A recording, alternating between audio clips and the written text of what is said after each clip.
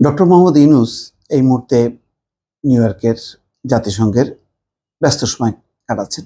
বিভিন্ন meeting sitting করছেন এবং সাক্ষাৎকার দিচ্ছেন।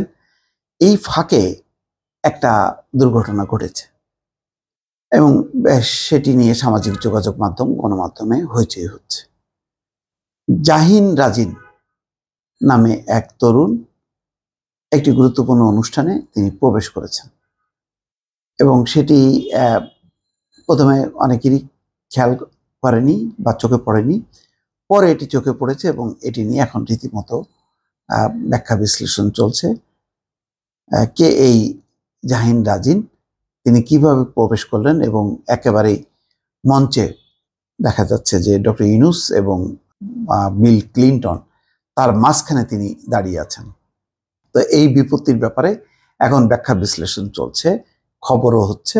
কে এই জাহিন রাজিন, নামটা খুব পিকুলিয়ার। যাই হোক, জাতিসংঘের সাধারণ পরিষদের অধিবেশনের ফাঁকে যুক্তরাষ্ট্রের নিউ ইয়র্ক দেশটির সাবেক প্রেসিডেন্ট বিল ক্লিনটন আয়োজিত অনুষ্ঠানে প্রধান উপদেষ্টা ডক্টর ইউনূসের সঙ্গে মঞ্চে উঠেছিলেন এক তরুণ। অনুষ্ঠানটি বাংলাদেশের গণমাধ্যমে প্রচারের পর তৃতীয় ওই তরুণের পরিচয় নিয়ে সামাজিক যোগাযোগ মাধ্যমে আলোচনা সমালোচনা শুরু হয়েছে। রীতিমতো ঝড় আমি বলবো। এর আগে গত মঙ্গলবার যুক্তরাষ্ট্রের নিউ ইয়র্ক দেশটির সাবেক প্রেসিডেন্ট বিল ক্লিনটন আয়োজিত ক্লিনটন গ্লোবাল ইনিশিয়েটিভ অনুষ্ঠানে যোগ দেন প্রধান উপদেষ্টা ডক্টর মোহাম্মদ ইউনূস। ওই অনুষ্ঠানে এক বক্তব্যে তরুণদের ভবিষ্যৎ বাংলাদেশ গড়ার প্রত্যয়ের কথা জানান তিনি। বক্তব্যের এক পর্যায়ে ডক্টর মোহাম্মদ ইউনূস তার সফরকারীদের মধ্যে ছাত্র জনতার আন্দোলনের নেতৃত্ব দানকারীদের মঞ্চে ডাকেন, যারা এই গণ অভ্যুত্থান ঘটিয়েছে।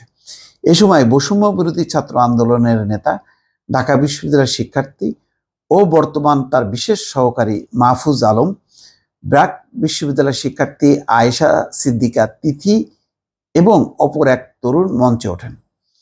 প্রথম দুজনের ডক্টর ইউনূসের সফরসঙ্গীর তালিকায় থাকলেও তৃতীয় জনের নাম ছিল না। এই তিনজন মঞ্চে গিয়ে বিল ক্লিনটনের সঙ্গে কুশল বিনিময় করে ডক্টর ইউনূসের পাশে গিয়ে দাঁড়ায়। সামাজিক যোগাযোগ মাধ্যমে অনেকে এই তরুণকে আওয়ামী লীগের সঙ্গে সংশ্লিষ্ট হিসাবে দাবি করেছেন। ফেসবুকে ছড়িয়ে যাওয়া একটা ছবিতে দেখা যাচ্ছে ওই তরুণকে দেখা গেছে বিগত আওয়ামী লীগ সরকারের স্থানীয় সরকার মন্ত্রী তাজুল ইসলামের সঙ্গে। প্রধান উপদেষ্টার প্রেস উইং থেকে জানানো হয়, তৃতীয় ওই তরুণ জাহিন রোহান রাজিন হাইড্রোকো প্লাসের প্রতিষ্ঠাতা। তিনি বৈষম্য বিরোধী ছাত্র আন্দোলনের সমন্বয়কদের কেউ নন বলেও নিশ্চিত হওয়া গেছে। এই নিয়ে আলোচনা সমালোচনার মধ্যেই ডক্টর ইউনূসের সফরসঙ্গী মাহফুজ আলম বুধবার রাতে তার ভেরিফাইড ফেসবুকে ক্লিনটন ইনিশিয়েটিভের অনুষ্ঠানের মঞ্চে ওঠা ওই তৃতীয় তরুণকে অনুপ্রবেশকারী বা ইন্ট্রুডার বলে উল্লেখ করেছেন। তিনি লিখেছেন, ওই ব্যক্তি অনুপ্রবেশকারী এবং অসৎ। তিনি নিজেও ব্যবস্থাপনায় ক্লিনটন ইনিশিয়েটিভের আয়োজনে যোগ দিয়েছেন। আমরা তার উপস্থিতি ও উদ্দেশ্য সম্পর্কে জানতাম না। তিনি ডেলিগেশন দলের কারোর সঙ্গে যোগাযোগ করেননি। স্যার যখন আমাদের মঞ্চে ডাকলেন, তিনি তড়িঘড়ি করে দাঁড়িয়ে আমাদের আগে মঞ্চের দিকে গেলেন। সন্দেহ হলেও তার মঞ্চে যাওয়া আটকাতে পারেনি উল্লেখ করে তিনি আরো বলেন, আমার সন্দেহ হলেও তার মঞ্চে যাওয়া আমি আটকাতে পারিনি। উপস্থিত বিশ্বনেতা ও গণ্যমান্যদের জন্য অসহায় বোধ করছিলাম। ভবিষ্যতে তারা আরো সতর্ক থাকবেন বলেও উল্লেখ করে মাহফুজ আলম লিখেছেন, এটা ছিল ফ্যাসিবাদী গোষ্ঠীর একটি পূর্ব পরিকল্পিত কাজ। আন্দোলন ও গণমাধ্যমের নেতৃবৃন্দ, সমন্বয়কারী ও যোদ্ধাদের কাছে আমি ক্ষমা প্রার্থী।